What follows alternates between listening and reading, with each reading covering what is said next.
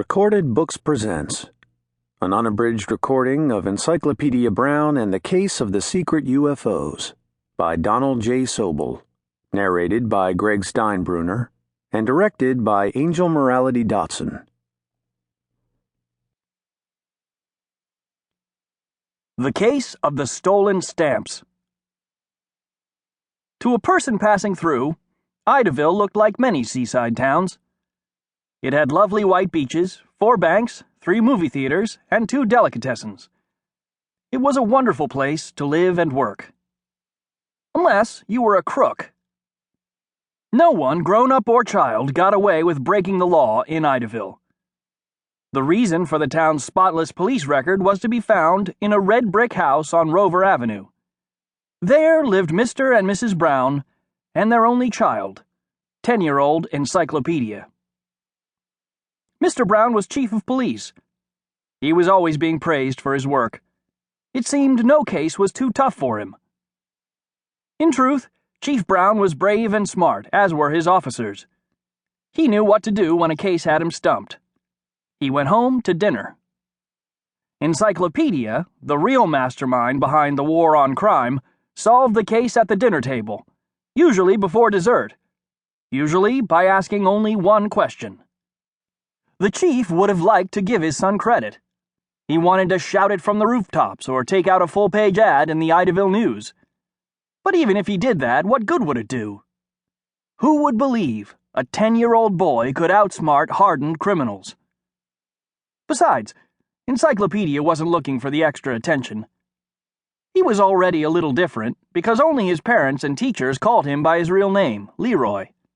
Everyone else in town called him Encyclopedia. An encyclopedia is a book or set of books filled with facts from A to Z, like Encyclopedia's head. He had read more books than just about anyone, and he never forgot what he read.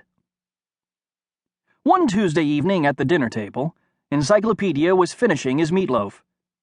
His mother was almost done eating as well, but his father's food was largely untouched. Encyclopedia looked at his mother knowingly. If his father wasn't eating, it meant only one thing. A case was bothering him. "I'm puzzled by this robbery that occurred yesterday," he said finally. "What happened?" asked Mrs. Brown.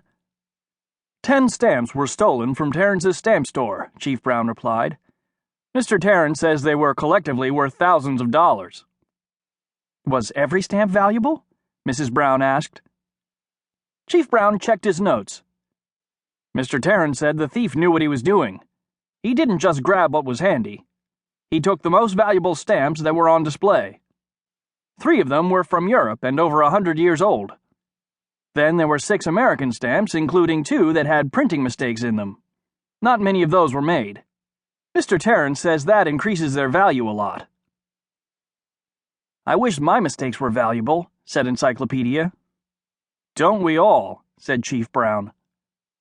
"What about the 10th stamp?" asked Mrs. Brown. "That was just an ordinary stamp, the kind we use every day," the chief smiled. "You'd think Mr. Terrence wouldn't have even noticed that one being gone, but he's very careful with his records." "Was there anything else taken?" asked Mrs. Brown. "Not that Mr. Terrence was aware of," Chief Brown said. "Some of the stationery on his desk was disturbed, but he wasn't concerned about that." "Do you have any suspects?" Encyclopedia asked. "As a matter of fact, we do," the chief replied. "We caught Red Finster near the store not long after the robbery was discovered. Red's known to fence stolen goods, especially small things that are easily moved. For him, stealing stamps is almost ideal." "Except for what?" asked Encyclopedia. "Except that he was clean when we nabbed him," Chief Brown explained. "We're holding Finster for questioning. Naturally, he says he's innocent." "Did you search his home?" questioned Mrs. Brown. "We did," said his father, "and that was a little funny. Usually, we need to get a warrant to do a search. But Finster said he had nothing to hide and we were welcome to look, so we did." "I guess you found nothing," Encyclopedia said. "That's right, even though we turned the place inside out." "What if he had a partner?" asked Mrs. Brown. "Somebody who helped with the robbery and now is holding the stamps until the case..."